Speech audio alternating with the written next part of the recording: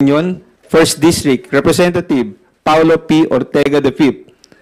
House Committee on Overseas Workers Affairs Chairperson and Tingog Party List, Representative Jude A. Asidre, and House Assistant Majority Leader, and ako, Bicol Party List, Representative Raul Gil Bongalon.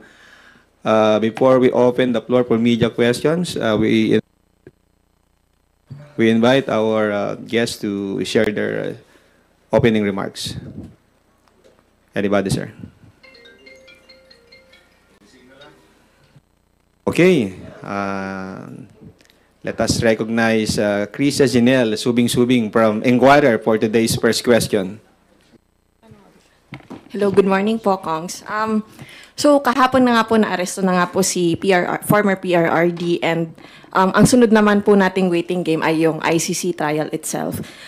Yung submissions po ni Matobato, Las Cañas ng drug war victims po, it's already substantial by themselves. But of course, marami pong evidence about the drug war that only surfaced during the Quadcom probe po. With the developments yesterday, is the House Quad Committee now more willing to share documents to the ICC that could help move the trial along? I know you said before na hindi po kayo open kasi public record naman siya, but of course this is now trial and iba po yung bigat ng official records coming from the House of Representatives.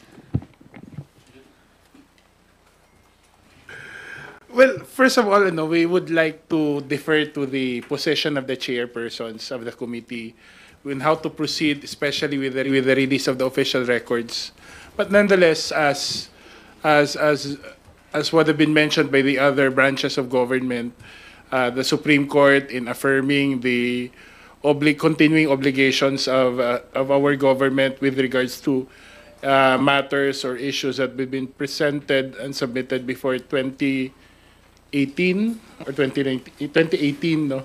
If I'm not for as part of our continuing obligations, I think that would be a point of consideration.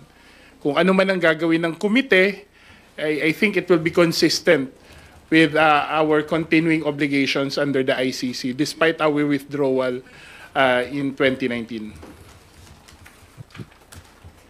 Yung lang to add na lang, this actually cements the recommendations of the Quadcom, kasi nakita naman po natin during nung nag-end po yung nakaraang session na nasabi naman po at nabigkas ang mga recommendations ng Quadcom. So siguro nabigyan po ng validation. Hindi naman po dapat i-validate, pero nabigyan ng validation po yung buong hearings ng Quadcom. At hindi naman po overnight itong sa ICC.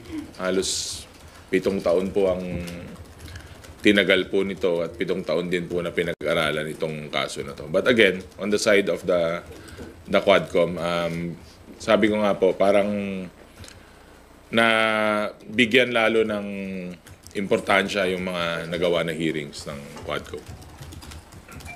Well, for me, considering that we will be expecting a trial soon, and then when we speak of trial, there will be compulsory processes, like subpoenas.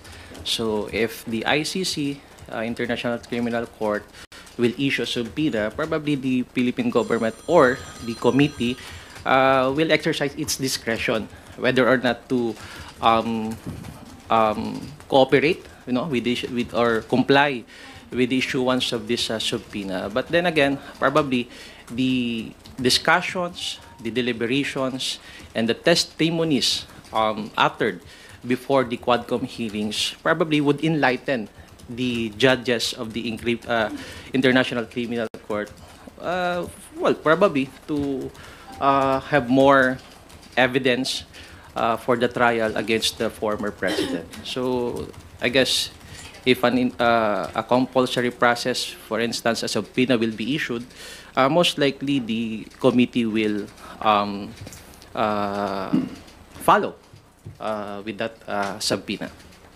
Just to clarify, sir, you mean if the ICC issues a subpoena to the committee, you think the committee will turn over the documents and evidence that they have? Yes, that's my personal understanding.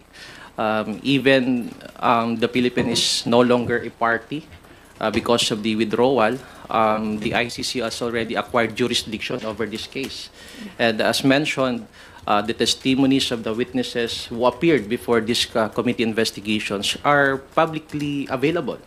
But if they really want the testimonies, the official transcript, as well as other pieces of evidence, of course, in adherence to the subpoena, probably the committee will comply. Thank you for that. Yung next question ko naman po, speaking of the recommendations of the Quadcom, what will happen now to the recommendation to file domestic charges against the former president under RA 9851? Kasi unless he is granted interim release under Article 60 of the Rome Statute, it's possible that he may not come home anymore until the end of the trial po. So what will happen to that?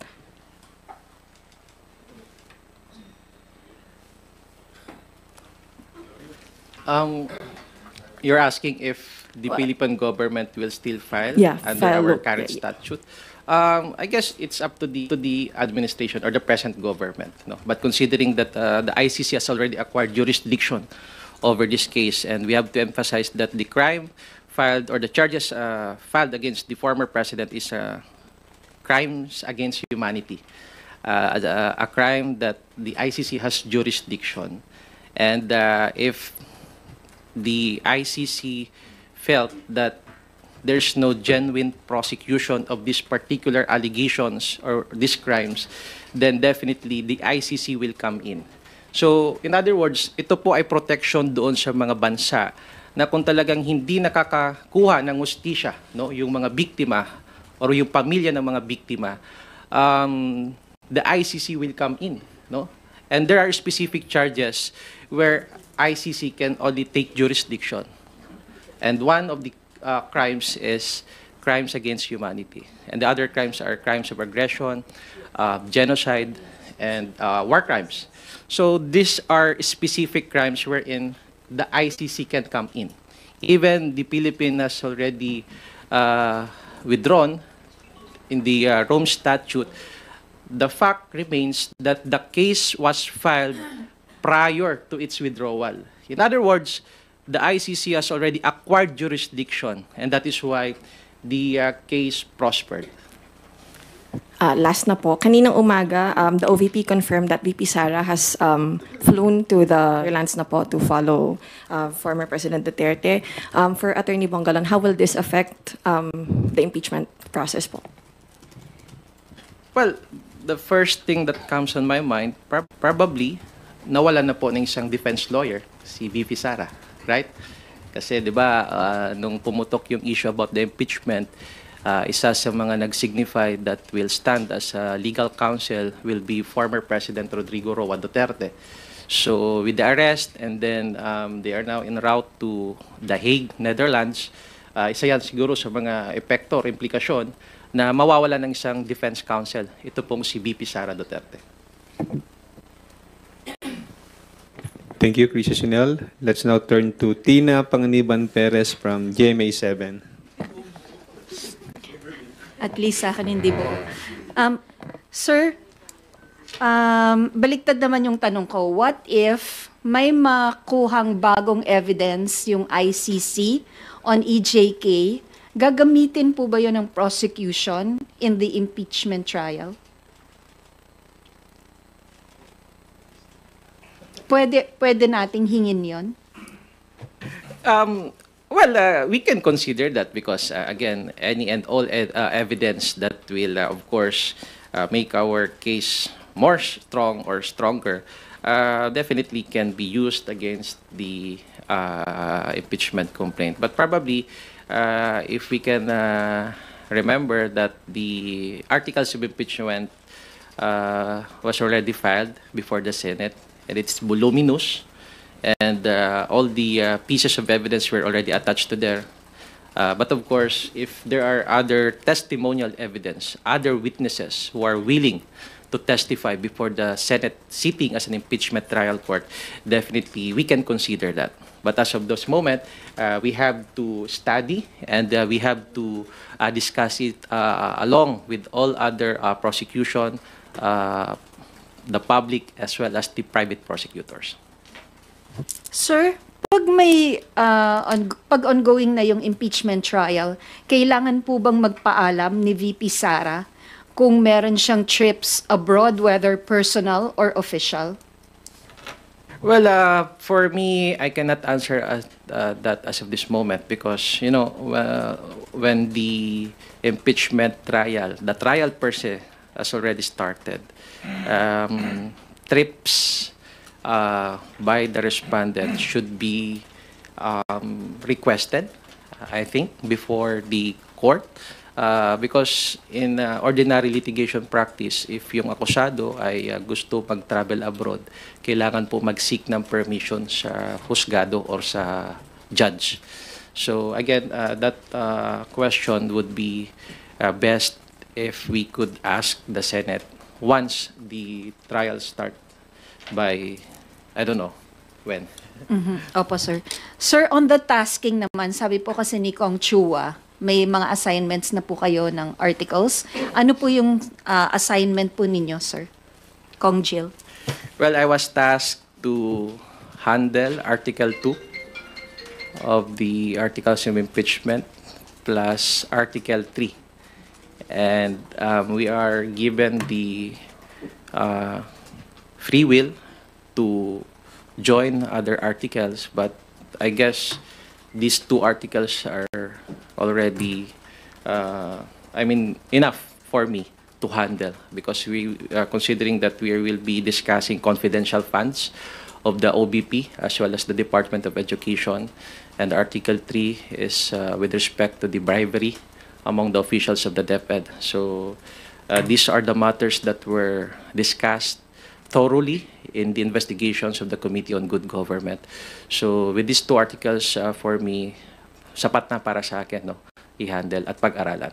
At yung iba naman, of course, yung mga kasama namin, we have already distributed, no, the taskings. Meron nang naka-assign sa Article 1 and other articles. So yun po yung mga napag-usapan namin, no, during the previous meetings. And this is in preparation for the upcoming trial. Thank you, sir. Tina Meralis Moras from PTV4, you're recognized.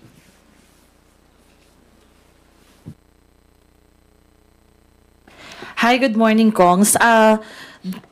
Panggalingan ko lang po yung statement today nila Kong Zia at Kong Jude na this is about the victims, not ex-President Duterte. Quadcom leaders urge focus on the families of Tokhang killings amid former president's arrest. Can you just elaborate po yung statement? And yun nga, don't you think, Kongs, masyado pong na-highlight si dating Pangulong Duterte sa pagkaka-aresto niya due to the ICC case? And kahit ang daming mga rally, ang daming ding mga interview ng mga families ng EJK victims, parang hindi sila masyadong nabibigyang pansin. Ano pong nakikita nyong rason dito at yun yung elaboration po ng statement? Well, palagi natin sinasabi, no, we've been consistently repeating it.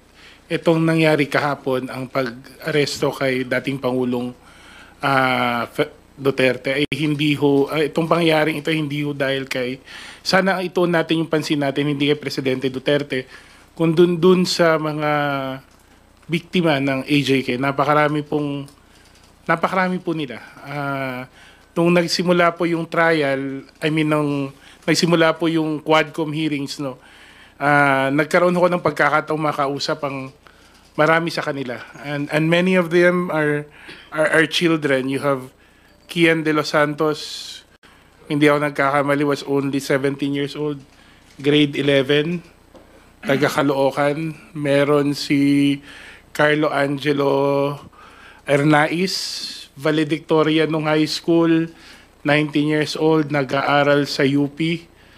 Ang ginawa sa kanya, nawala siya, bibili lang sana ng merienda, pero nakita after 10 days, if hindi ako nagkakamali, ang sabi ng pulis, dinakip siya dahil sinubukan niyang i-hold up yung isang taxi driver. Nandun si Reynaldo Colot de Guzman, 14 years old, taga Nueva Ecija. Nandun si Danica May Garcia, 5 years old, taga Dagupan. Nandun si Althea Barbon, 4 years old, taga Negros. Si Skylar Abatay, 4 years old, taga Cebu. Yung taga Cebu, nasa likod lang siya ng motor ng tatay niya. Si Maika Ulpina, 3 years old. 3 years old. Pinakabata sigurong AJK victims. I think habang nangyayari ho kahapon, habang iniisip natin, habang minomonitor natin yung nangyayari, alam mo, sa totoo lang, yun yung pabalik-balik sa isip ko, yung mga victims. Katulad niya nung sinabi nung isang nanay, isang victim, sabi niya, sinasabi nila na we surrender daw our sovereignty sa sa pagka-aresto ni former President Duterte dahil sa ICC warrant. Pero hindi ba mas nakakalungkot na kailangang isang korte sa labas ng bansa pa ang mag-utos para magkaroon ng hustisya yung mga AJK victim? Hindi ba nakakalungkot yon?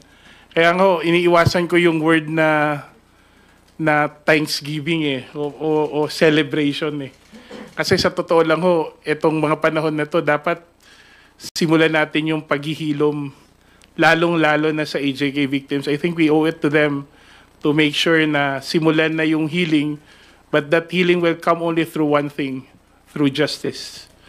At itong ginagawa nating exercise, lalong-lalo na sa yung trial sa ICC, ay kasama po doon sa paghilom, ang paghahanap po ng katarungan at pagbibigay pananagutan sa taong posible dumeno nagsimula at nag-utos ng mga pangyayaring ito. Saka siguro magandang isipin din natin, saka alalahanin, dapat hindi makalimutan ng taong bayan itong mga biktima ng AJK, itong mga taong namatay ng walang rason, pinagbababansagan sila na collateral damage lang. This is a story of justice. Kwento po ito ng hustisya, itong mga nangyayari ngayon. But this story is not yet over. And ang kasiguraduhan lang po ay hindi po natutulog ang hustisya, saka hindi po natutulog ang Diyos.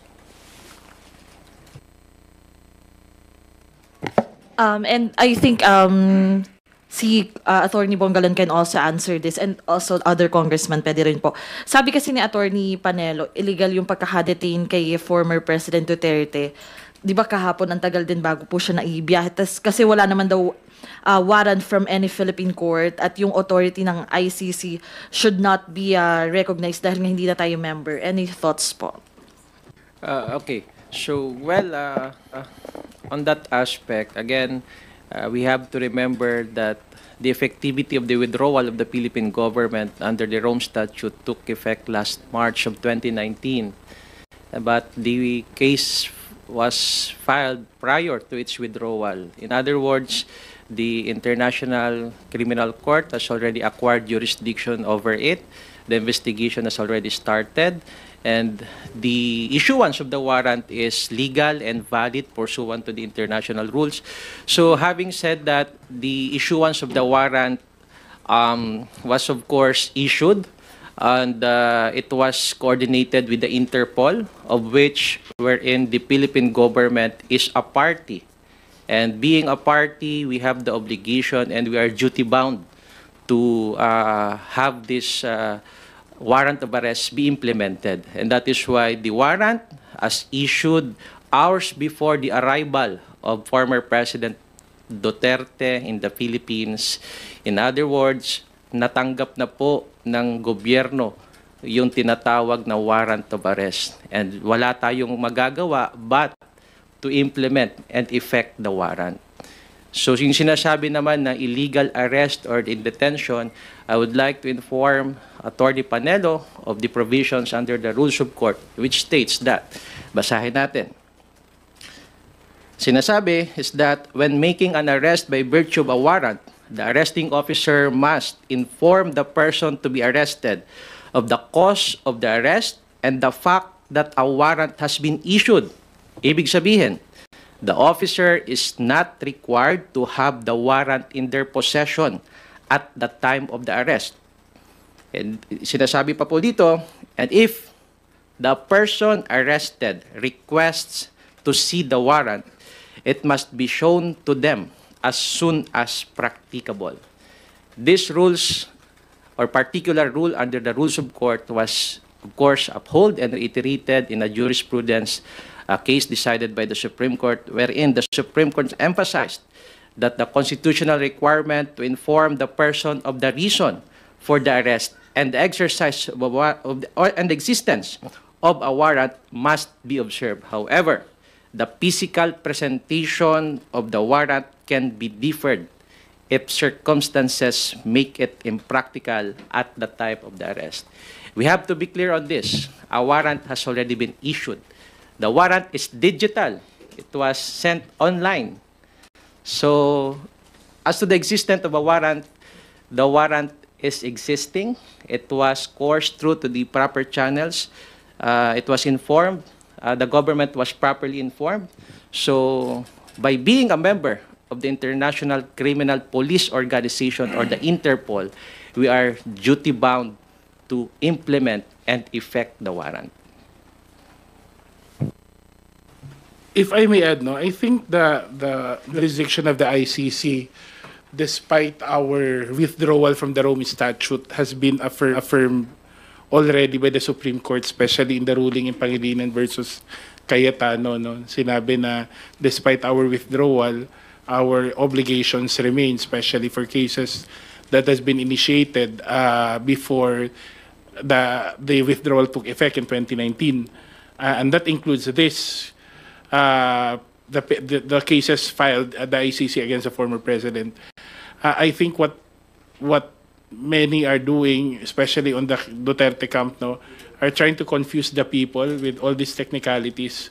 When what happened yesterday was fair, nakita naman natin, nandun yung warrant, it was served, binasa yung Miranda rights, and then he was taken in custody, and then proper medical attention was given, and then the country is duty-bound to deliver him to the Interpol, who in turn will deliver the former president to The Hague. I think everything subscribes to the provisions of the rules of the ICC as well as the Rome Statute, and I don't think there's any reason to believe that there was invalidity or that the arrest was illegal.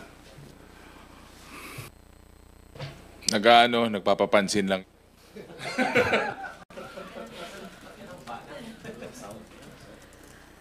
Sorry, ihabol ko na rin yung isang tanong po ni Ate Kathleen Forbes.